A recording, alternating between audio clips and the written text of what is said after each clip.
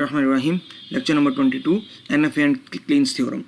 अच्छा, इससे पहले एक क्वेश्चन एक बच्चे ने किया था, नाम मुझे जहन से निकल गया बच्चे का, कि हमने ये सारे पार्ट्स पढ़ लिए क्लीन थ्योरम के, लेकिन इससे ये कैसे पता चलेगा कि वाकई बन सकता है।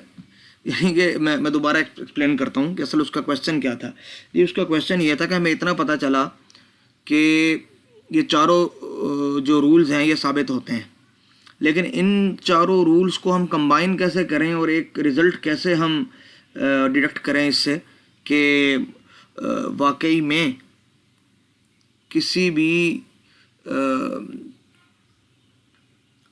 ट्रांजिशन ग्राफ के लिए किसी भी रेगुलर एक्सप्रेशन के लिए फाइनाइट ऑटोमेटा बन सकता है। तो देखें, उसके लिए ये है कि इसका पहला पैराग्राफ पढ़ेंगे ये जो आज के लेक्चर का, तो इंशाल्लाह आपको समझ में आ जाएगा। NFA और FA का मोड एक ही है।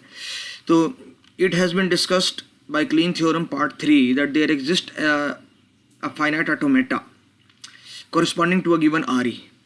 अब ये कैसे हुआ प्रूफ? वो इस तरह से हुआ प्रूफ कि if we are given a regular expression and that regular expression is very simple such as a plus b, तो इसका बहुत सिंपल है फाइनाइट ऑटोमेटा बनाना, वो तो समझ में आ रहा है। और r is equal to a into a plus b whole star, though the corresponding finite automatas can easily be constructed. However, for a complicated RE, असल क्वेश्चन यही था, the RE can be decomposed into simple regular expressions corresponding to which the finite automatas can easily be constructed.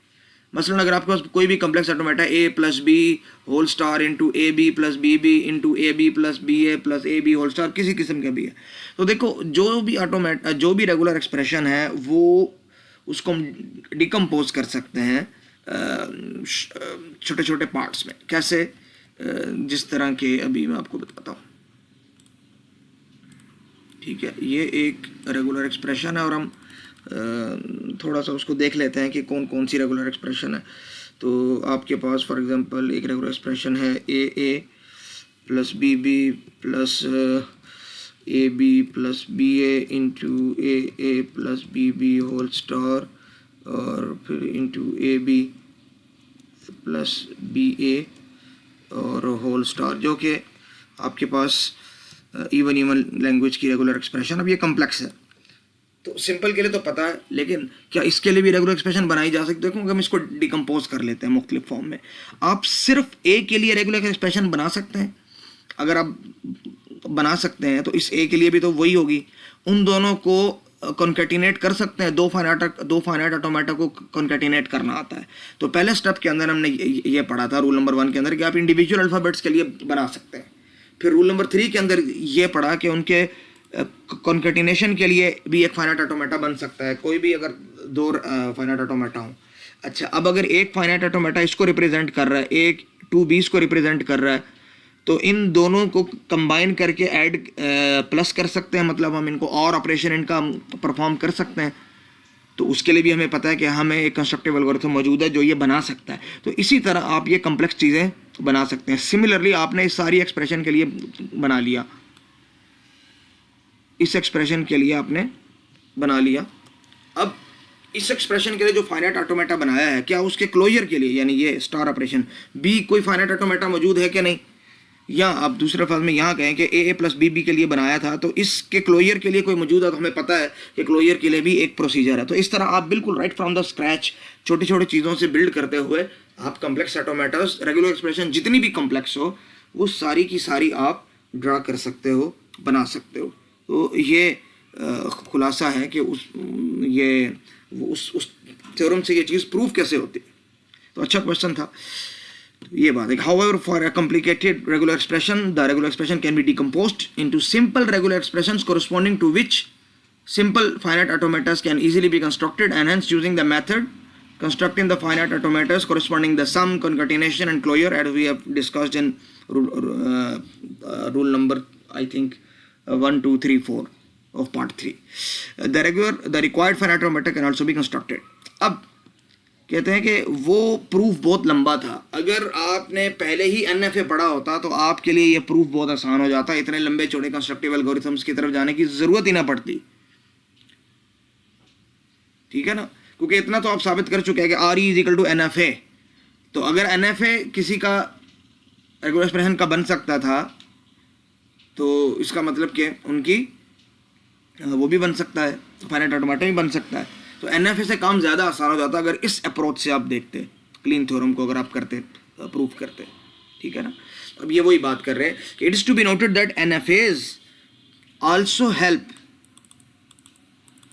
in proving Kleen's theorem part 3 as well.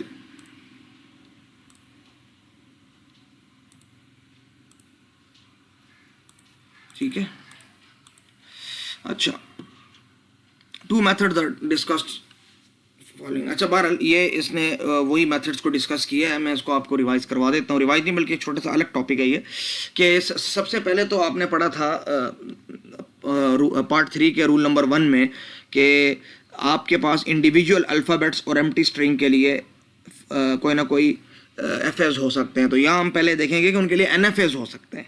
तो to construct the FAs for the languages L1 is equal to A, यानी एक language में सिर्फ A की word है या B है या सिर्फ एम्प्टी है, तो आप उसके लिए NFAs बना सकते हैं बहुत इजीली, और NFAs से आप FAs बना सकते हैं। तो NFAs क्या है जी, ये स्टार्ट होता है, A एक्सेप्ट करता है, बात ख़त्म, B एक्सेप्ट करता है, और अगर स्टार्टिंग स्टेट ही यहाँ पर माइनस उनको लिखना चाहिए था, लिखना भूल गए, यहाँ पे माइनस है। अगर स्टार्टिंग स्टेट ही आपकी एंडिंग स्टेट है, यानी फाइनल स्टेट एक्सेप्टिंग स्टेट है, तो वो एम्प्टी एक्सेप्ट करता है, ठीक है।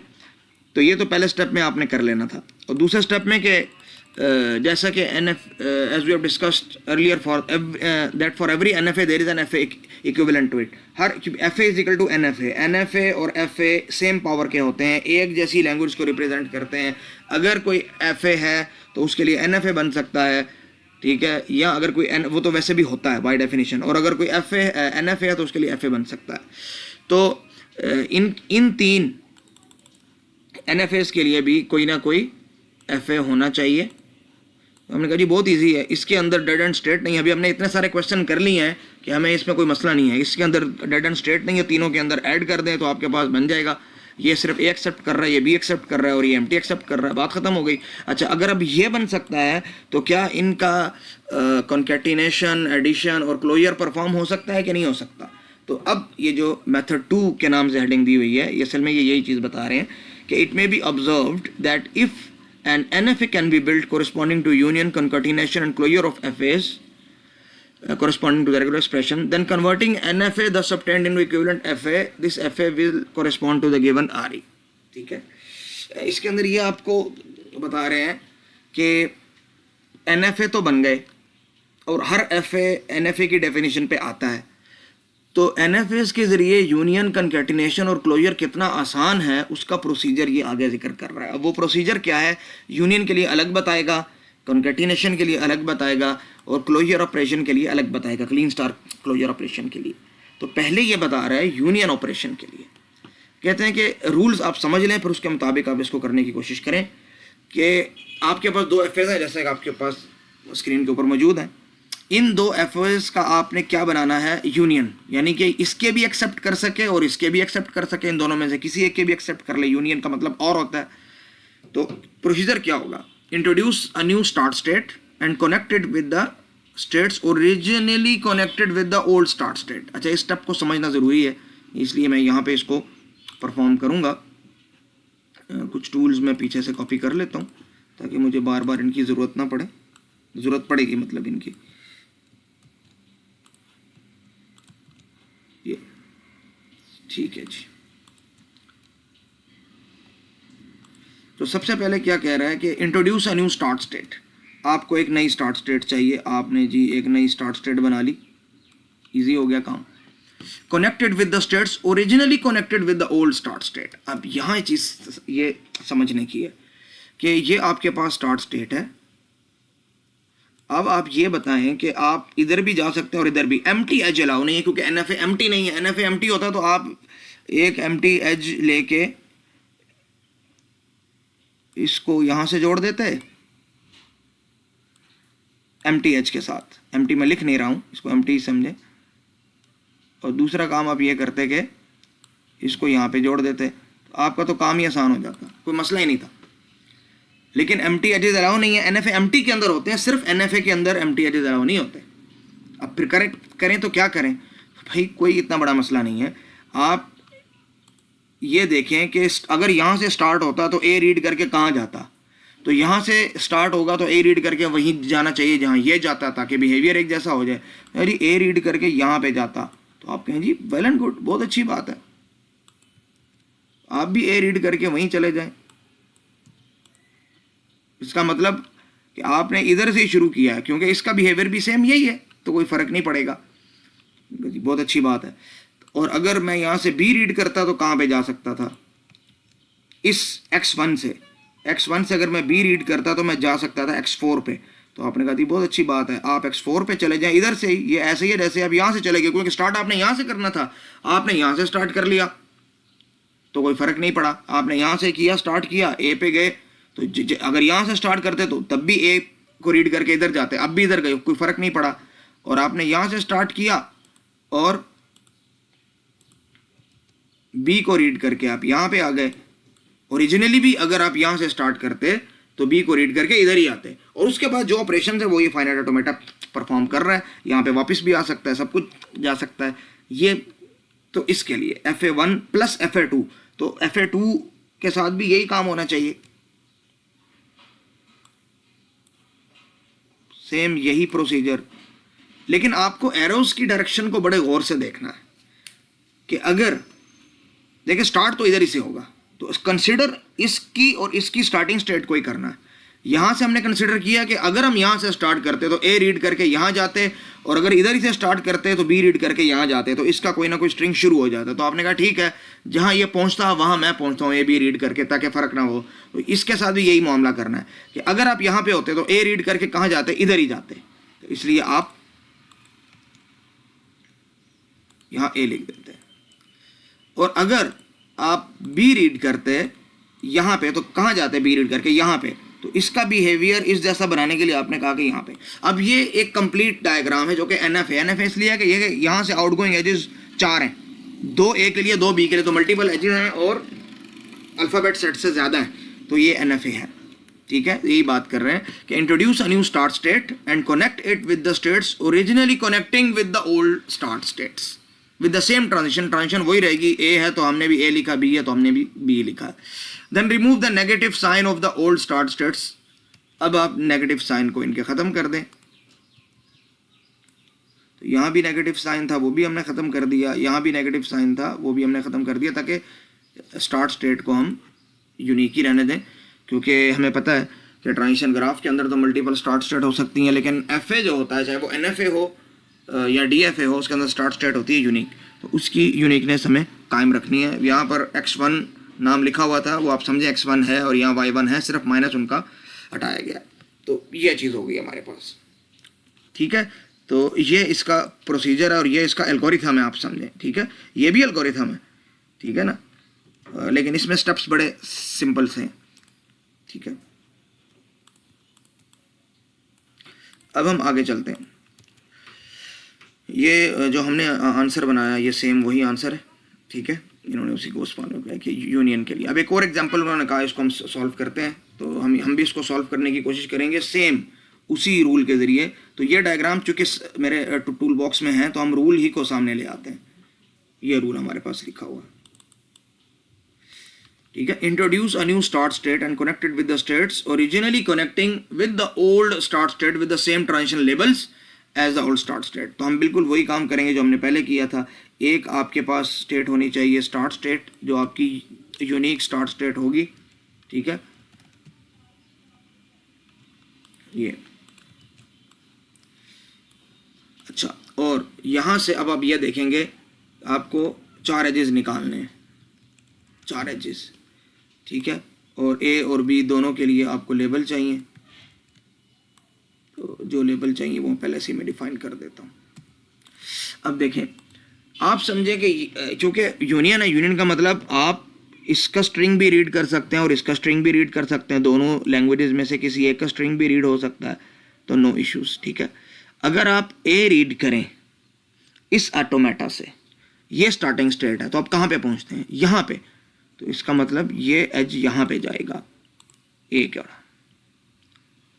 और अगर आप इसी ऑटोमेटा से बी रीड करते तो कहाँ पहुँचते, लूप के बाद इधर ही। तो इस वजह से आप ऐसे बी डिफाइन कर देंगे। सिंपल स्टेप्स हैं, बिल्कुल बहुत सिंपल स्टेप्स हैं। ये क्वेश्चन आ जाए तो इसमें ज़्यादा परेशान होने की ज़रूरत नहीं। अच्छा, अब यहाँ पे अगर आप देखें कि अगर आप ए रीड करते तो आप कहाँ पे पहुँच सकते थे, यहाँ से ए रीड करने के बाद यहाँ पहुँचते आप, तो आपने कहा ठीक है जी हम इधर ही पहुँचेंगे, कहीं और नहीं पहुँचेंगे। और अगर आप बी रीड करते यहाँ से तो आप स्टेट नंबर 3 पे पहुँचते, तो इधर भी हम स्टेट नंबर 3 पे ही जा रहे हैं।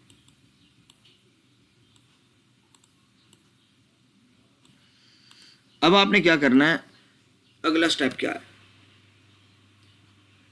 ये remove the minus sign of the old start state, ताकि इसको यूनिक बनाया जा सके और उसकी डेफिनेशन के ऊपर हम पूरे उतर जाए। ठीक है जी, तो माइनस साइन हमने हटा दिया। पी क्या हुआ, आप P Q R S T 1 2 3 जो भी है आप खुद से लिख लें, इसमें कोई ऑप्शन मुश्किल नहीं है, सिर्फ असल में हमने माइनस का साइन ख़त्म करना था। अब अगर यहाँ से शुरू हो रहा है तो देखें बी रीड करके यहाँ पे, ए रीड करके यहाँ पे, और उसके बाद अपनी नॉर्मल जहाँ पे स्ट्रिंग एंड हो रहा है वहीं पे एंड होगा स्ट्रिंग, कोई इशू नहीं है इसमें, सिंपल सी बात है। ठीक है जी, ये तो बड़ा सिंपल सा टॉपिक था, ये उसी तरीके से सॉल्व किया जिस तरह हमने इसको सॉल्व किया। नहीं, ये तो और क्वेश्चन था ना, ये तो सॉरी, ये तो क्वेश्चन हमने सॉल्व कर लिया था और ये वाला भी हमने सॉल्व किया, तो ये बिल्कुल वही आंसर है जो भी आपकी स्क्रीन पे है, दोनों सेम आंसर है। ठीक है, अच्छा ये तो हो गया यूनियन के लिए। तो मैंने कहा था बहुत सिंपल है, ये एक ही क्लास के अंदर हम तीनों मेथड्स कर लेंगे। NFA corresponding to concatenation of FS। अब कॉन्कैटिनेशन के अंदर क्या होता है, यहाँ इश्यूज थोड़े से ज़्यादा हैं कि जैसे ही पहला स्ट्रिंग रीड करके फारिग हो जाएंगे उसके बाद अगला यानी FA2 का स्ट्रिंग भी रीड करना। तो FA1 का स्ट्रिंग रीड करने के बाद जहां हम फिनिश करेंगे वहीं से FA2 को रीड करना शुरू करना है। तो आपको याद होगा कंस्ट्रक्टिव एल्गोरिथम में गालिबन लेक्चर नंबर 16 में जब हम इसको पढ़ रहे थे तो हमने एक MTS ड्रा किया था जिसके ऊपर MT भी लेबल हमने नहीं लिखा था, मतलब बस उसको कनेक्ट किया था, मतलब तो उसका MT ही था। ठीक है, तो अब यहाँ पे हम क्या करेंगे, उसको MT तो अलाउ ही नहीं है ना NFS के अंदर भी, तो इसको हैंडल कैसे करेंगे, तो हम उसको देख लेते हैं कि किस तरीके से इसको हम देखेंगे। तो मेथड इसका क्या है, introduce additional transition for each letter connecting each final state of the first finite automata with the states of second finite automata. ये चीज़ ज़रा थोड़ी सी समझने की है बच्चों कि इसमें हम इसको करेंगे क्या। देखें पहले मैं इसको एग्जांपल से शुरू करता हूँ, फिर इंशाअल्लाह आपको ही मैं समझाता हूँ। ठीक है, टूल बॉक्स में कॉपी कर लेता हूँ और ए और बी को भी एक कॉपी करा था क्योंकि ये लेबल्स की ज़रूरत पड़ेगी मुझे।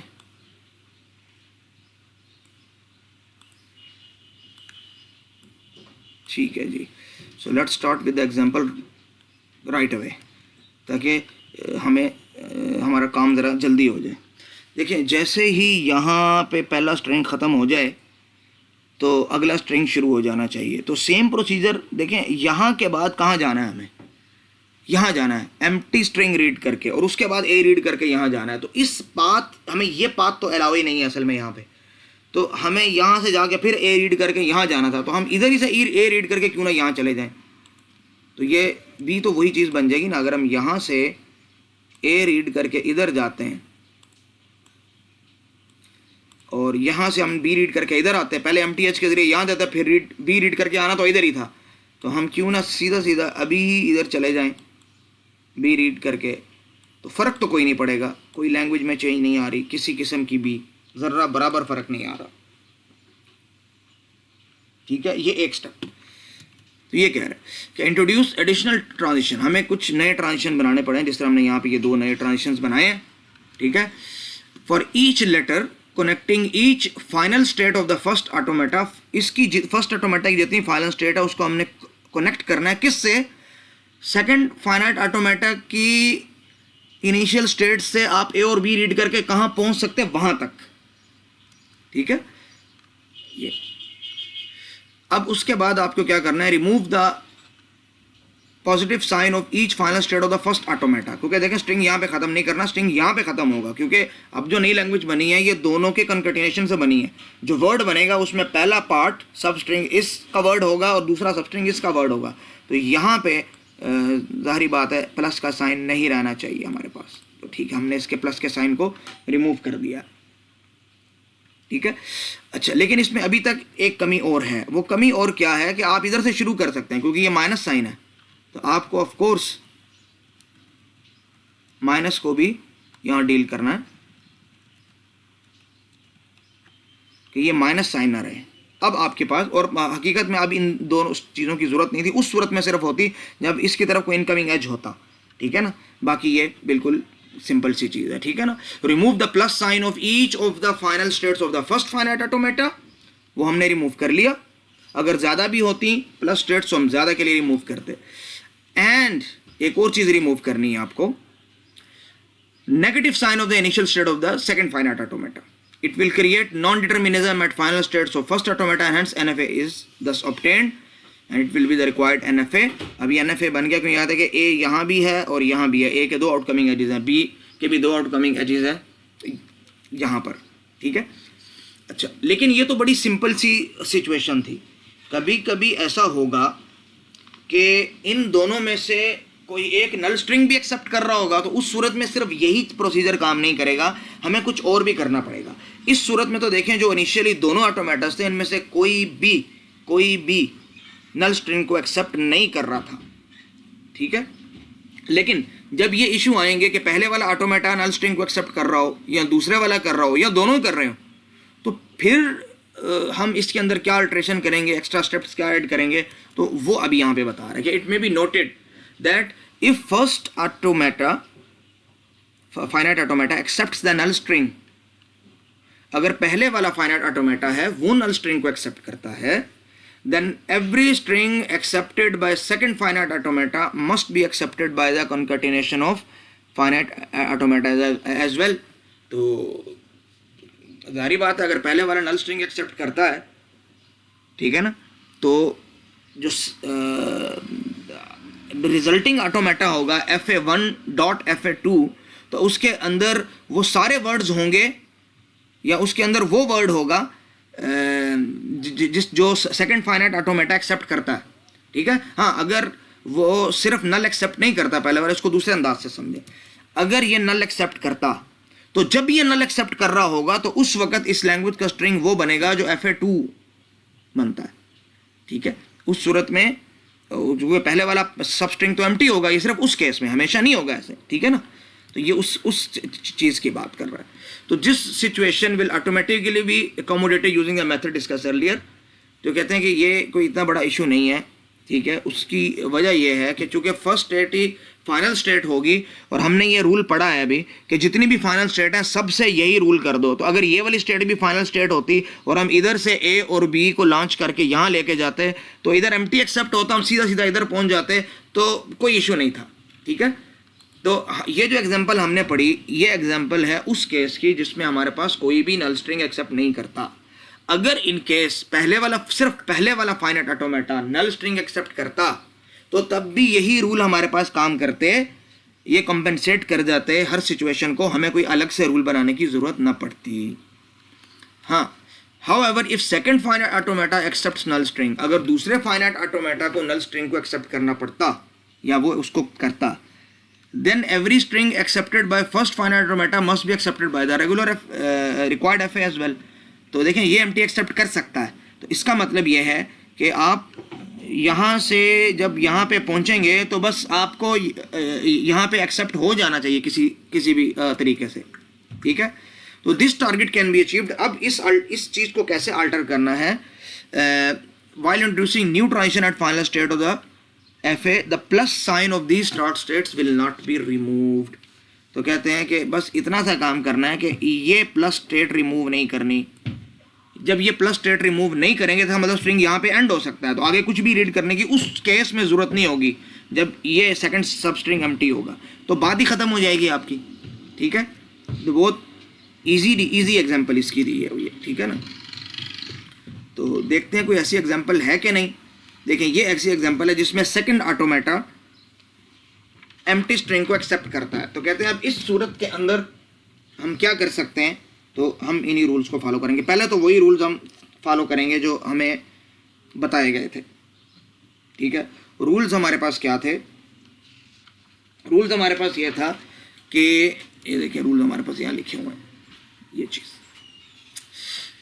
अच्छा, अब इसको देखिए, हमें एक वही टूल बॉक्स दोबारा चाहिए, हमें उसकी बार बार ज़रूरत पड़ती है।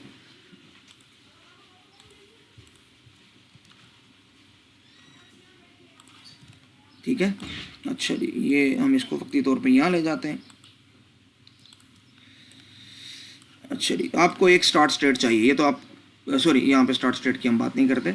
अच्छा, जैसे ही हमारे पास ये ख़त्म होता है फर्स्ट वाला, तो फर्स्ट वाले स्ट्रिंग के बाद हमें एक एम्प्टी एज लेके यहाँ जाना पड़ता है। तो हम कहते हैं एम्प्टी एज लेके हम यहाँ नहीं जाएंगे, हम क्या करेंगे, ये जहाँ पे पहुँच सकता था वहाँ पहुँच जाएंगे।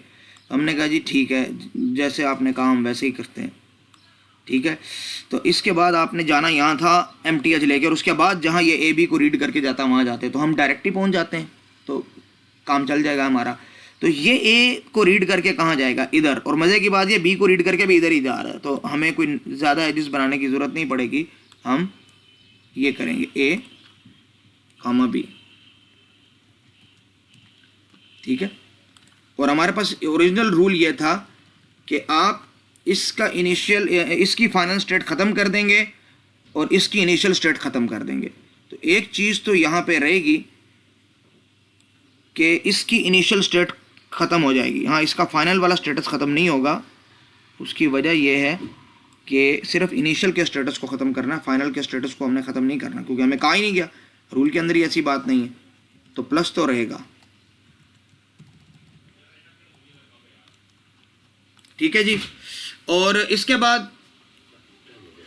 बाद ये कि इसको हम, इसका स्टेटस हम रिमूव किया करते हैं, प्लस का हम ये रिमूव नहीं करेंगे। क्यों? सेकंड वाला ऑटोमेटा एम्प्टी एक्सेप्ट करता है, तो इसका मतलब हम सेकंड वाले से कोई चीज़ भी रीड नहीं करेंगे। ये वाला पोर्शन तो असल में इसी का सब्स्टिट्यूट है, तो हम इसको प्लस रहने देंगे। बस ये चेंज है कि इसको हम, इसका स्टेटस प्लस वाला रिमूव नहीं करेंगे, तो हमारे पास ये चीज़ भी कंपनसेट हो जाएगी हमारी, ठीक है। ये इजी था। अब लास्ट क्या है, लास्टली, अच्छा ये वही एग्जांपल है जो भी हमने ये पहले सॉल्व की थी, और ये दूसरी एग्जांपल थी जो अभी हमने सॉल्व की है। अब एक लास्ट केस रह गया है, वो लास्ट केस क्या है हमारे पास, उसको पढ़ लेते हैं। उसकी एग्जांपल इंशाल्लाह ताला इसी लेक्चर के पार्ट बी में हो जाएगी। If both FAs accept the null string, भाई पहले वाला भी नल स्ट्रिंग एक्सेप्ट कर रहा है, देखें यहाँ पे, और दूसरे वाला भी नल स्ट्रिंग एक्सेप्ट कर रहा है, तो उस सूरत में हमें क्या करना पड़ेगा, ठीक है। तो अब ज़ाहिर है इस वाले नल स्ट्रिंग का भी ख्याल करना है, इसका भी ख्याल करना है। ऐसा हो सकता है कि इससे हम कुछ रीड ना करें और सारा इससे रीड करें, और ऐसा भी हो सकता है कि सिर्फ इसी को रीड करें और इसको रीड ना करें। तो इन दोनों चीज़ों को हमें कंपनसेट करना है। वो कैसे, तो उसकी एग्जांपल इंशाल्लाह ताला मैं आपको इसी लेक्चर के पार्ट 2 में इंशाल्लाह ताला बोलूँगा। सिर्फ रूल समझा देता हूँ कि